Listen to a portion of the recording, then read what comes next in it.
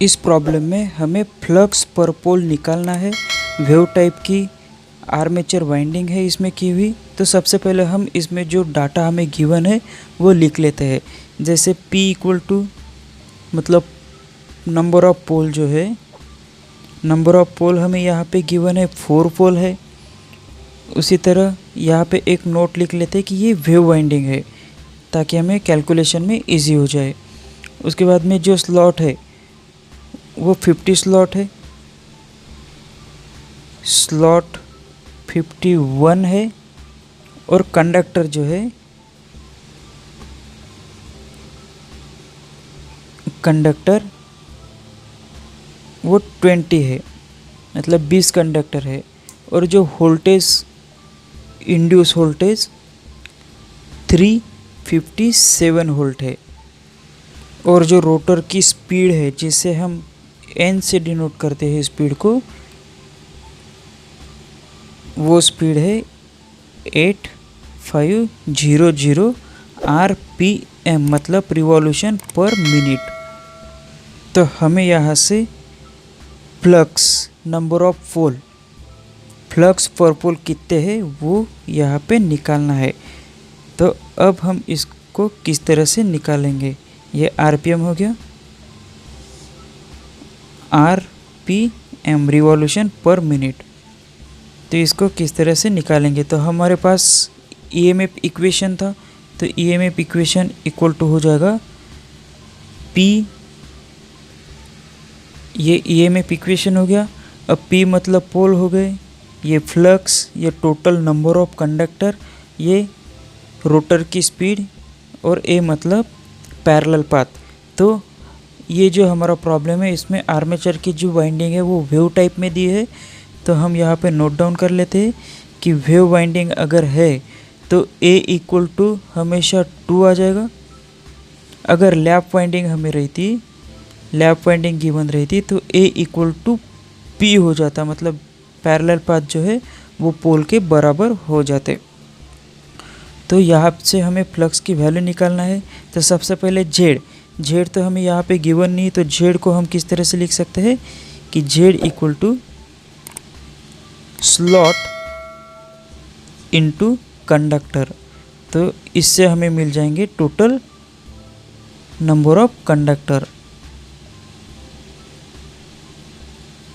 तो ये हो जाएगी 51 इंटू 20। इसको अगर सॉल्व किए तो ये आ जाते हैं 1020 जेड।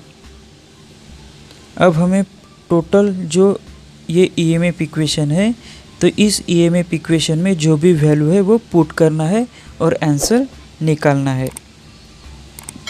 तब हम पूरी वैल्यू इस फार्मूले में पुटअप करते हैं। तो E इक्वल टू, तो यहाँ पे जेड की वैल्यू हमें मिल गई, तो जेड की हम यहाँ पे लिख लेते हैं इतने। अब हम जो पूरे जो वैल्यू है इक्वेशन में लिख लेते हैं। E equal to number of pole कितने थे 4 मतलब पोल हमने लिख लिया, इनटू फ्लक्स की वैल्यू हमें निकालना है, तो फ्लक्स एज इट इज़ रखेंगे। उसके बाद में जेड, तो नंबर ऑफ कंडक्टर कितने मिले हमें 1020 इनटू, अब n है तो नंबर ऑफ स्पीड कितनी हो जाएगी 8500 RPM डिवाइडेड बाय 60, फार्मूले में स्टैंडर्ड है। और A, तो ये जो हमारी कनेक्शन थी ये वेव टाइप की थी, तो वेव में हमें पता है A इक्वल टू 2 होता है, तो हम यहाँ पे 2 लिख लेंगे। अब इसको सॉल्व करेंगे और E जो था, मतलब जो इंड्यूस EMF होल्ड जो था, उसकी वैल्यू भी हम यहाँ पे लिख लेते हैं। वो हो गया था हमारा 357। अब इसको हम सिस्टमेटिकली अरेंजमेंट करें ताकि फ्लक्स की वैल्यू हम इजीली निकाल सके। तो हम किस तरह से लिख सकते हैं 60 इंटू 2, ये इसके मल्टीप्लाई में आ जाएगा। तो हम लिख लेते हैं 357 इंटू 60 इंटू 2। अब इक्वल टू ये टोटल है, तो हमें फ्लक्स की वैल्यू निकालना है। हम सबसे पहले लिख लेते हैं ताकि कन्फ्यूज़न ना हो। Flux into 1020 into 8500। अब हमें यहाँ से फ्लक्स की वैल्यू निकालना है। फ्लक्स की वैल्यू निकालना है तो बाकी जो बचे वो इसके डिवाइडेशन में आ जाएंगे। तो हम इसको लिख लेते हैं फ्लक्स इक्वल टू, ये वैल्यू यहाँ पे लिख लेंगे 357 इंटू 60 इंटू 2 डिवाइडेड बाय, अब यहाँ से जो है वो कौन से आ जाएंगे 4, यहाँ से 1020 और 8500। अब 60 से अगर हम इसको काट दें तो यहाँ पे 17 से इजीली कट जाएगा। अगर 2 को हमने इसको काट दिया तो ये हो जाएगा 4250, ये 2 है, 4250 से कट जाएगा। अब इस 17 से इसको अगर हम काट दें तो यहाँ पे 21 आ जाएगा। तो अब हम बाकी कैलकुलेशन यहाँ पे करते हैं।